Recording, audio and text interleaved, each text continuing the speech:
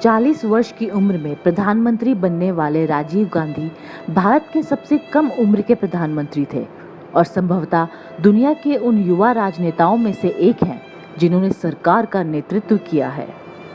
उनकी मां इंदिरा गांधी 1966 में जब पहली बार प्रधानमंत्री बनी थी, तब वह उनसे उम्र में 8 साल बड़ी थी।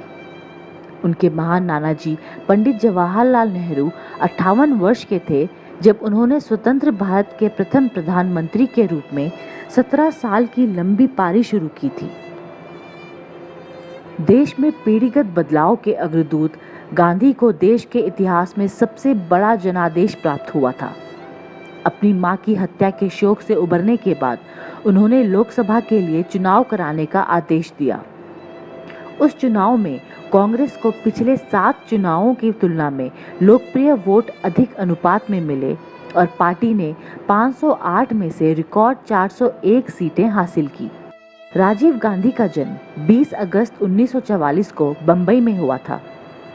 वे सिर्फ 3 वर्ष के थे जब भारत स्वतंत्र हुआ और उनके दादा स्वतंत्र भारत के प्रथम प्रधानमंत्री बने।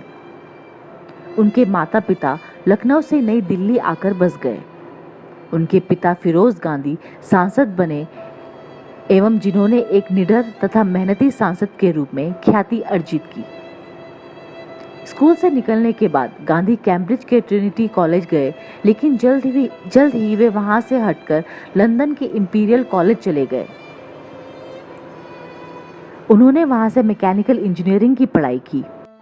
हवाई उड़ान उनका सबसे बड़ा जुनून था। अपेक्षानुसार इंग्लैंड से घर लौटने के बाद उन्होंने दिल्ली फ्लाइंग क्लब की प्रवेश परीक्षा पास की और पायलट का लाइसेंस प्राप्त किया। जल्द ही वे घरेलू राष्ट्र जहाज कंपनी इंडियन एयरलाइंस के पायलट बन गए। कैम्ब्रिज में उनकी मुलाकात इतालवी सोनिया मैनो से हुई थी, जो उस समय वहां अंग्रेजी की पढ़ाई कर रही थी। उन्होंने 1968 में नई दिल्ली में शादी कर ली। वे अपने दोनों बच्चों राहुल और प्रियंका के साथ नई दिल्ली में इंदिरा गांधी के निवास पर रहे। लेकिन 1980 में एक विमान दुर्घटना में उनके भाई संजय गांधी की मौत ने सारी परिस्थितियां बदल कर रख दी। उन पर राजनीति में प्रवेश करने और अपनी मां को राजनीतिक कार्यों में सहयोग करने का दबाव बनाया गया। फिर कई आंतरिक चुनौतियां भी सामने आई। पहले उन्होंने इन दबावों का विरोध किया, लेकिन बाद में वे उनके द्वारा दिए गए तर्क से सहमत हो गए। उन्होंने अपने भाई की मृत्यु के कारण खाली हुए उत्तर प्रदेश के अमेठी संसद क्षेत्र का उपचुनाव जीता। राजीव गांधी से ज्यादा दुखद एवं कष्टकर परिस्थिति में कोई सत्ता में क्या आ सकता है, जब 31 अक्टूबर 1984 को अपनी मां की क्रूर हत्या के बाद वे कांग्रेस अध्यक्ष एवं देश के प्रधानमंत्री बने थे।